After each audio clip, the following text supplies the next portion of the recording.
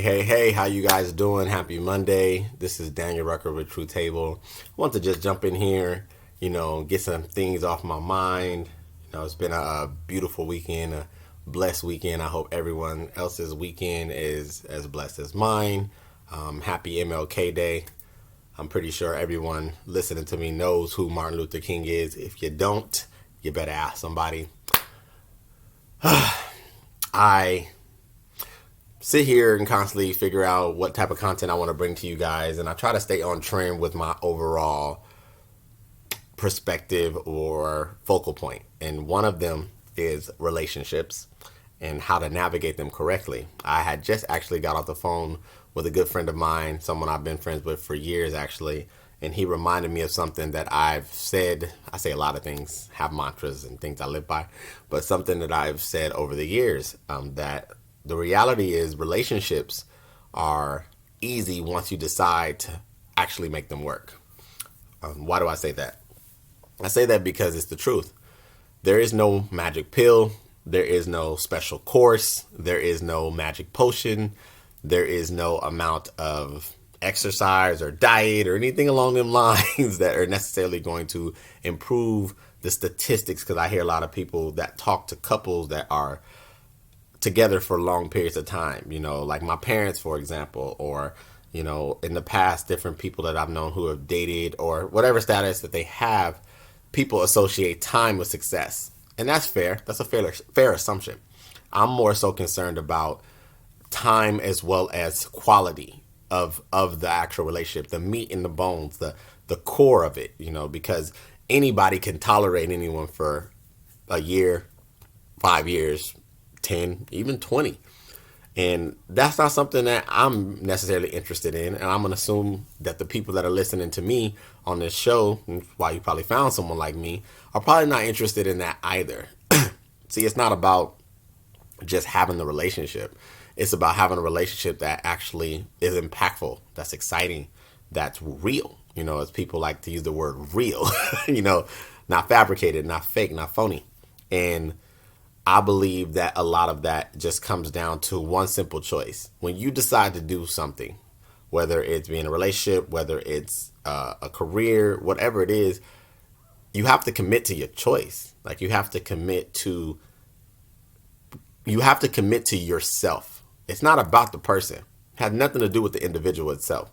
It doesn't matter who you put in front of you. This person could be a convict. This person could be a drug addict. This person could be, have sketchy behavior. It doesn't matter. As they say, love is blind. I don't believe that. But when you decide that that's the person you want, when you choose that individual for whatever reason, whatever you find them to be bringing into your life, or whatever characteristics or, space they can occupy, then you commit to that. You commit to the choice that my decision to want to pursue them, choose them, be with them is what I'm going to make work. And you commit to that.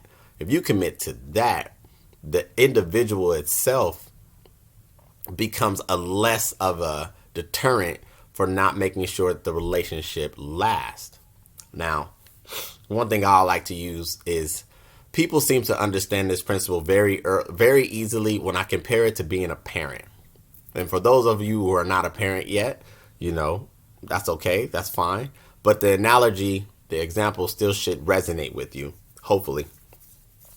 When you decide to have a child or children, whichever, you commit to the choice. You commit to being that individual. Now, when you first actually have your child or children, you're not an expert. I don't care how many books you read. I don't care how many seminars you've been to. I don't care how many times you babysat.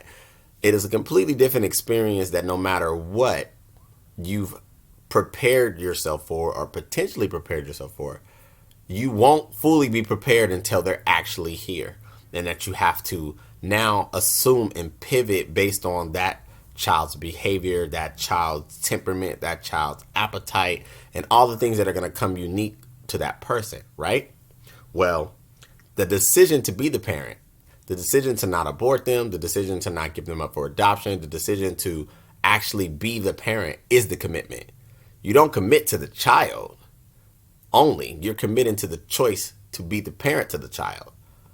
And it's the same thing in relationships. in my opinion. You decide that once you find someone that you value and that is of quality, that you choose to be committed to the success of it. And the success of it could be as simple as you saying, I'm not going to be dishonest. I'm not going to be combative. I'm not going to be jealous or insecure or malicious. I'm not going to play games. These are things that you have to assess with self.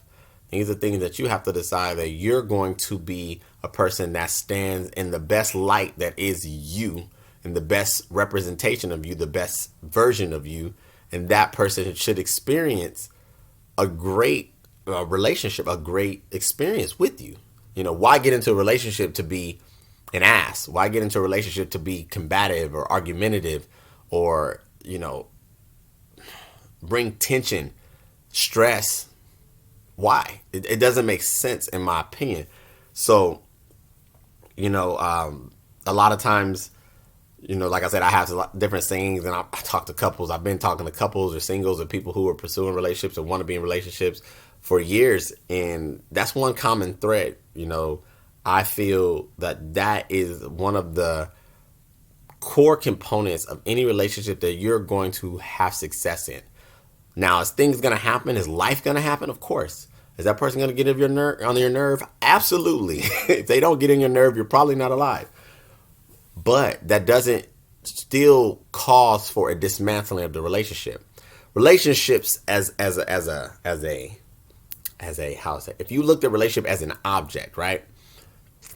How do you want to do this, Daniel? A relationship is like a block of wood.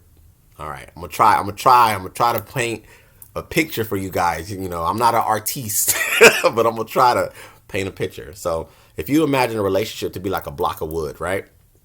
That block of wood at its current state is presented with all of its surface area, with all of its texture and what it is at that moment, right? But if you decide to make that block of wood into a chair, a plate, whatever item you decide, the only difference between that block of wood not coming to its full creative term in a desired shape, desired item that you envision in your mind is you not deciding to commit to whatever you need to make it get from the block to the plate, the block to the chair, whatever you decide it to be. Relationships are essentially the same thing. The only difference is that you're dealing with a person.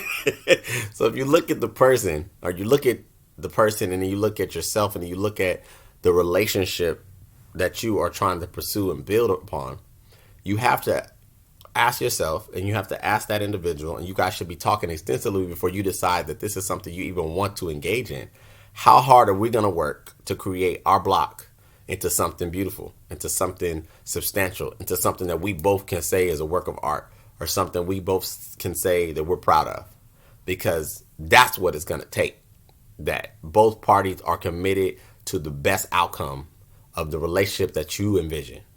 Just that simple. Life's going to happen. People are going to lose money. Jobs may be lost. We're currently dealing with the pandemic, as you guys can see and tell. And that shaped a lot of things and created different things that no matter how much people planned, no one planned for this. But anyway, I'm just using it as an example. So I feel specifically today, I'm not going to, spend too much time on this today. I'm going to be coming to you guys, like I said, on a regular. Get used to my face. Get used to it. This because I have a lot to still share and spread.